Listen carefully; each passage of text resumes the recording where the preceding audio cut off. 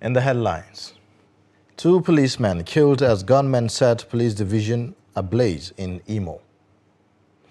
2 children killed as toilet collapse in Paiko, Niger State. Electoral Amendment Act suffers legal setback as Federal High Court nullifies Section 84, Subsection 12. And on the foreign scene, fearing arrest, Russian critics of Ukraine war find refuge in Armenia. Hello and welcome to Trust News Update. I am Ayubela. Thank you for joining.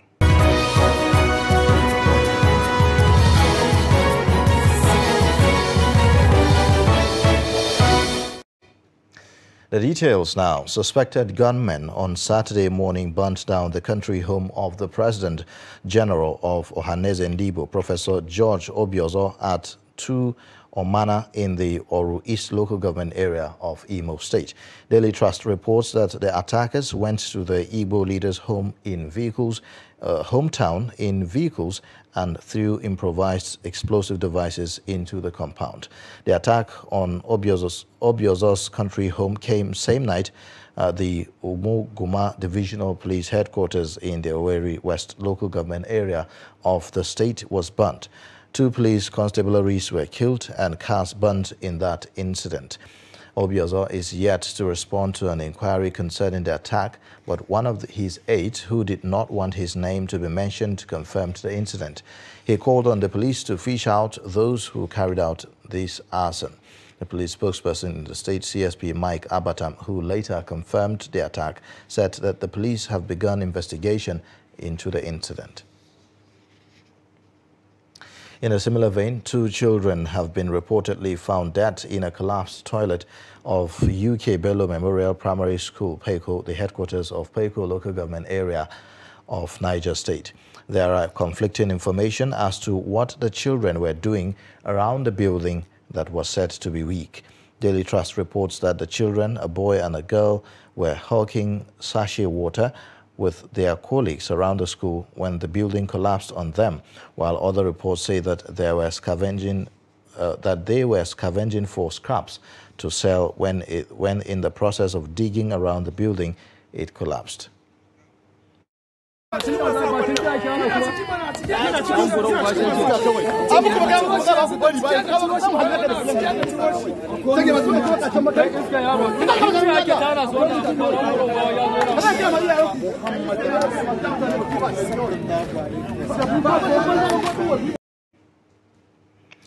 And now on electoral matters, the newly amended Electoral Act recently signed into law by President Muhammadu Buhari has suffered a major setback as a Federal High Court sitting in Umuahia on Friday ordered the Attorney General of the Federation to delete Section 84, Subsection 12 of the Act.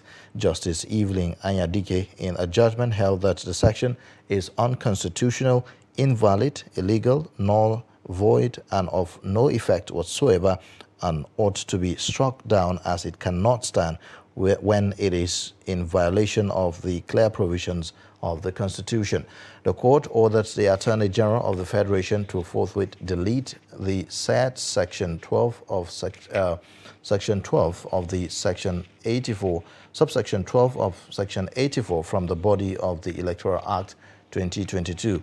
Earlier, President Muhammadu Buhari, while signing the amended Electoral Act, urged the National Assembly to delete the provision, claiming that it violated the Constitution and breached the rights of government appointees.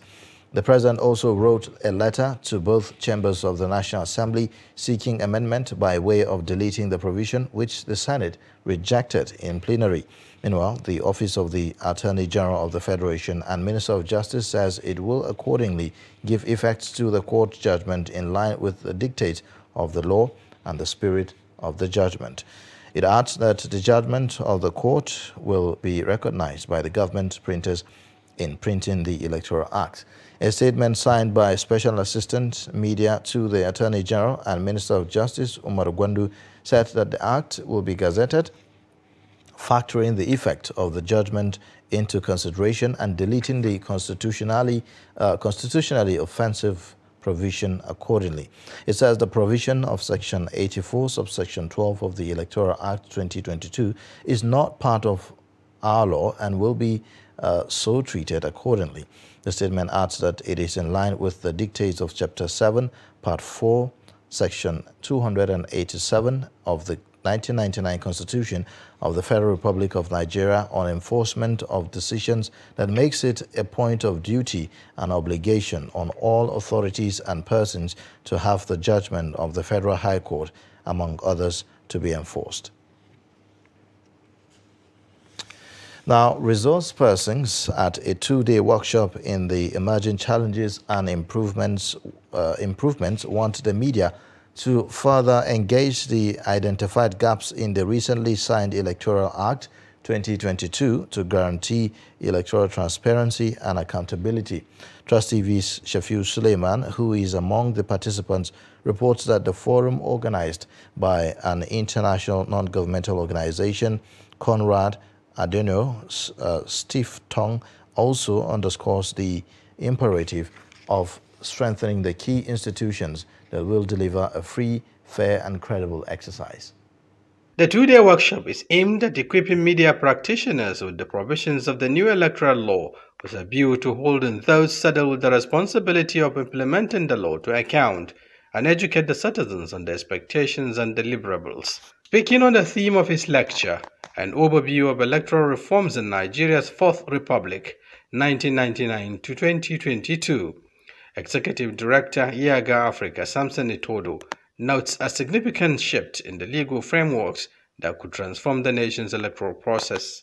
We're concerned, with the high cost of forms being imposed by political parties, whether for election of national executive members as well as candidates. And if parties for just national executive committee members are charging high cost of fees for the forms, I wonder what will be the case when it comes to the primaries that are due to commence in just a couple of days. So these are some of the provisions. But on the whole, I think that the provision on the electronic transmission of accredited voters as well as results is a laudable one, a remarkable transform the process. The provisions on INEC's financial independence, under Section 3, Sub 3, will guarantee INEC's independence. Other resource persons and participants speak on their interventions and major takeaways.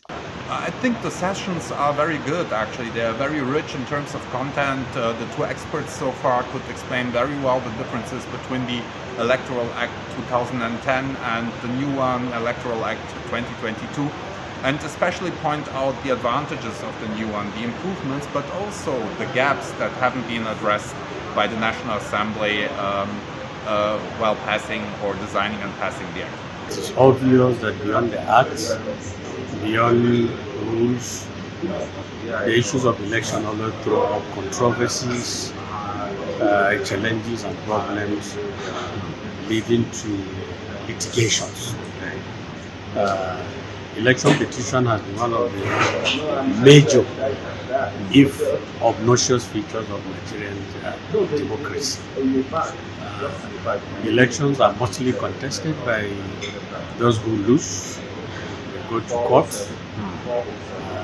So I'm going to speak on clauses in the just amended Electoral Act that are likely to trigger controversies leading to election petitions. To me, it's an eye-opener, exposing us to the nitty-gritties of the new Electoral Act. So, as media practitioners, we want to inform, we have to be well informed. So, this is a good platform for capacity building in the area of the Electoral Act. So, I've been informed. So if I want to do my reports now, I can do a kind of comprehensive, detailed analysis of the Electoral Act. There is a consensus on the need for continuous engagement amongst critical stakeholders to address the lacuna associated with the new electoral law, in addition to dealing with the emerging threats to the realization of the objective. Shafiu Suleiman, Trust TV News, Abuja. A federal high court territory A Federal Capital Territory High Court has vacated its order restraining the All Progressives Congress, APC, from holding its March 26 National Convention pending hearing and determination of a substantive matter instituted by an aggrieved party member. Justice Bello Kau on Friday held that a member of a political party cannot sue the party. The judge said his order of November 18 last year has been overtaken by a recent Supreme Court judgment on a similar matter. Trust TV's Maridia Umar reports.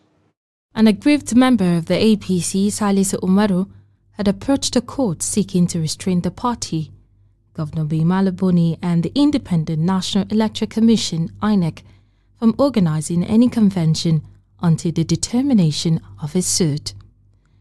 The application seeking to set aside the November 18th ruling of the court restraining convention stalled on Tuesday after two lawyers, Shuaibu Aruwan San and Michael Adoi, announced appearances for the APC. No, it's not a judgment. A ruling was delivered based on our application. We prayed the Honorable Court for two reliefs. One, to vacate the order made on 18th November 2021. And the second is in alternative to strike out the suit in entirety.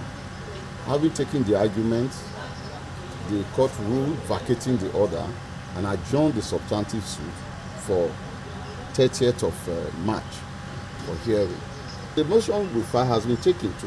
It is the basis of that motion that the court arrived at this decision to vacate the order. The implication anyway, what you want to know, is that there's no longer any impediment for APC to go ahead to conduct its convention on the 26th of March. What? No further impediment. Mike Nahoro, counsel to the claimant, Salisu Umaru, speaks about their next line of action. The court had just vacated the order of injunction restraining APC earlier given on the 18th of November 2021. We will look at the order, we will apply for it, and the same order will be reviewed with my clients. Whatever the decisions we will take. But the good news is the substantive suit remains, and it's been adjourned to 30th of March. It seems the anxiety that was in the air if the convention will happen or not has been tuned down or even taken away. As defendants of the First and Second Council, which is the APC, and the chairman of the Extraordinary Planning Committee, Mai Mala Buni, and the claimants slug it out with words in the courtroom as it happened at the Federal High Court in Cuba, which of course we're standing right now. One of the major highlights inside the court was that there was an abridgment of the time, and the claimant did complain about that. What was counted by Aruwan, who is a counsel to the first and second defendant, which is APC, and His Excellency Mai Mala Buni. So any impediment towards the 26th of March, where the convention will take place, has been removed. This is because there is a recent ruling by the Supreme Court of Nigeria that a person or a member of a party cannot take the party to court. So the convention will happen on the 26th, and the substantive suit has been adjourned to the 30th of March 2022. Mardia Umar, Trust TV News, Abuja. The closure of public and private schools in Zamfara State for over 5 months due to rising insecurity is taking the state educationally backward. Some stakeholders say it will take the state a long time to recover from the damages of schools closure caused by banditry. The report. The speaker described as unacceptable the alarming rate of out-of-school children in the country, noting that it is a time bomb which leaders and concerned citizens must join hands together to address the challenge before it explodes. Represented by his Chief of Staff, Garba Rikiji, the speaker observed that 4 out of every 10 Nigerians live below poverty line.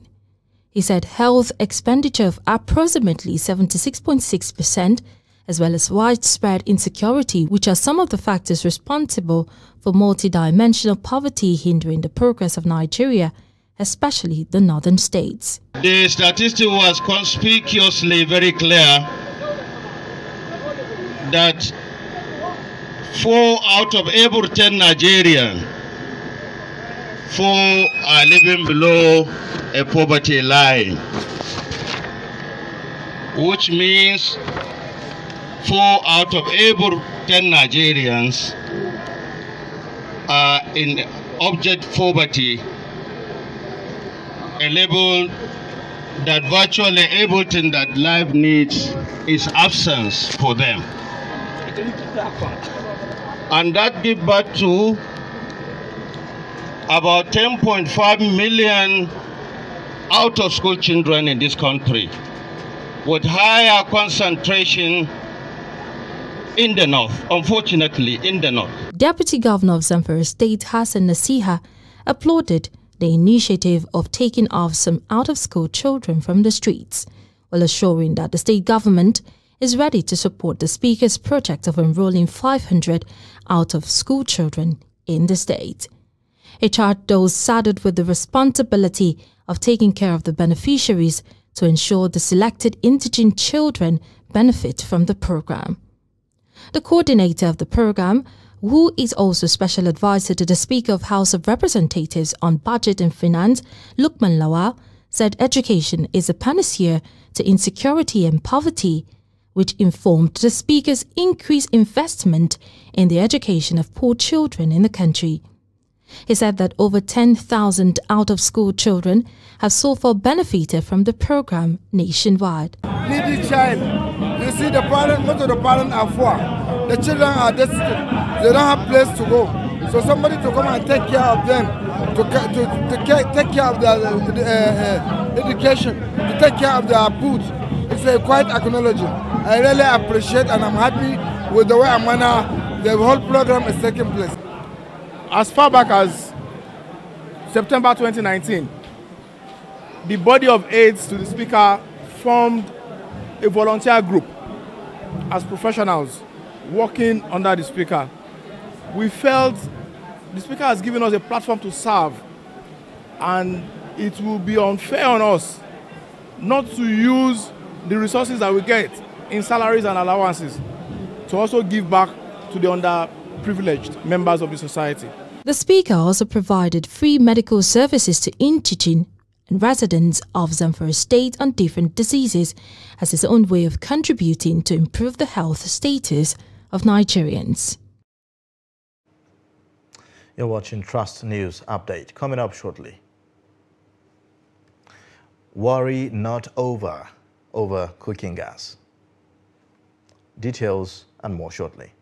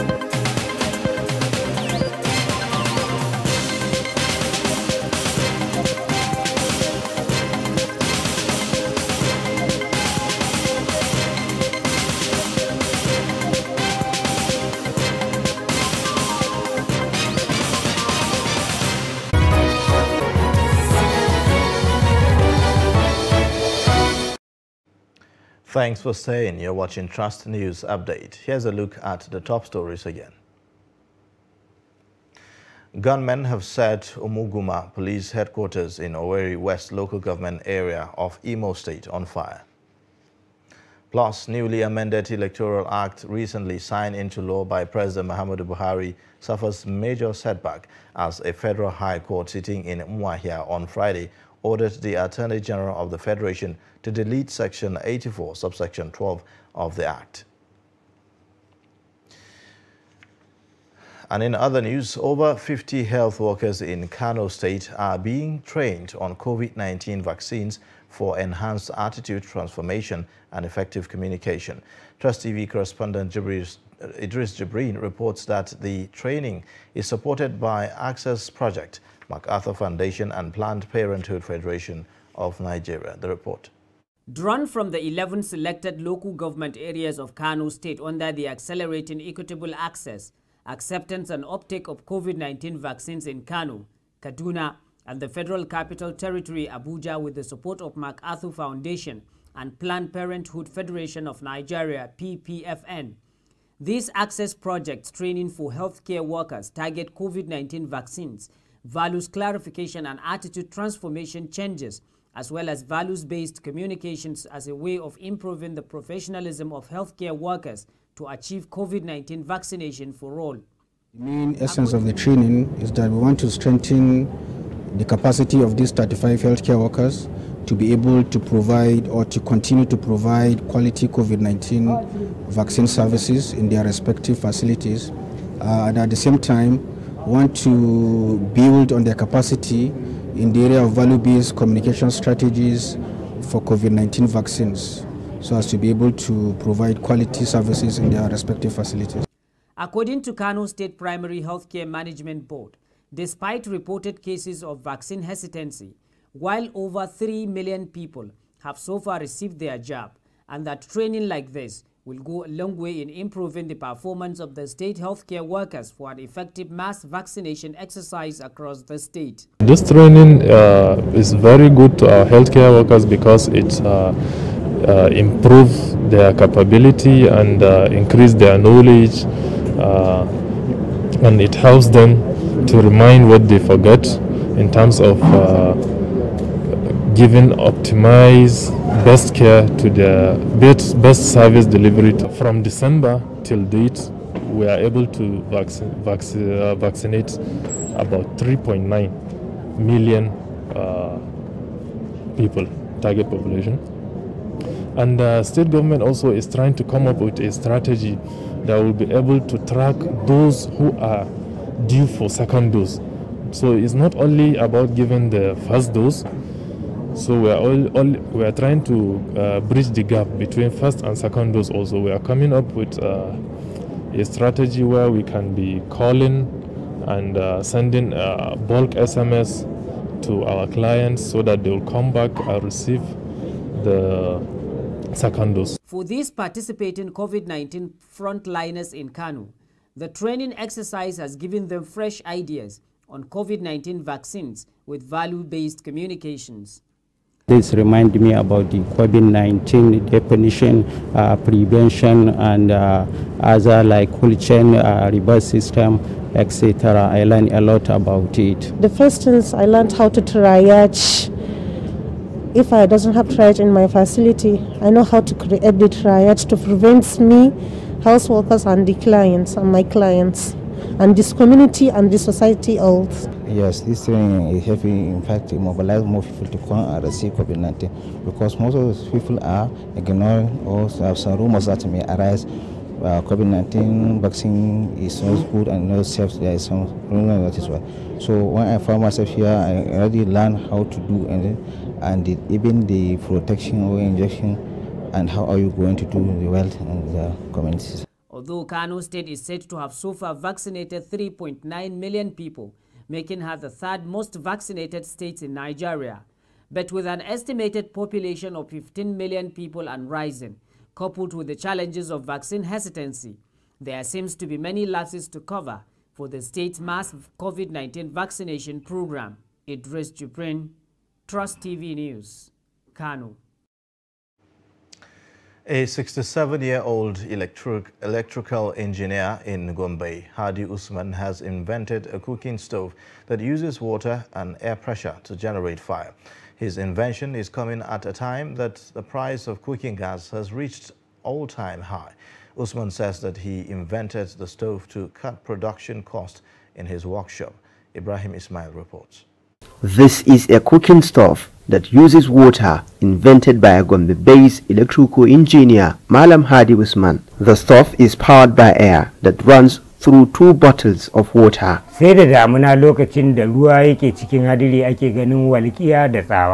I learned that you can only see a thunder lightning during rainy season. In dry season, there is cloud, but no thunder lightning, because there is no water. Therefore, there is atom and electron in water everywhere that give fire. That was how I conducted research for 3 years and achieved this.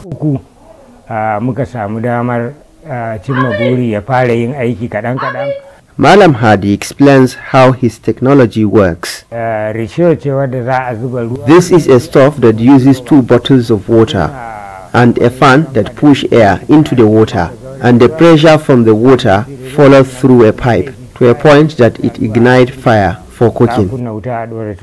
With the hike in prices of cooking gas and electricity tariff, this technology has potentials of solving problems of cooking energy while preventing environmental pollution.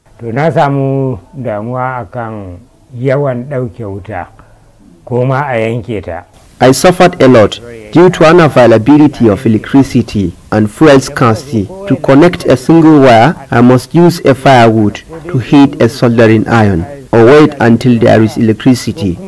I began to think of a means to solve the problem and get cheap source of energy.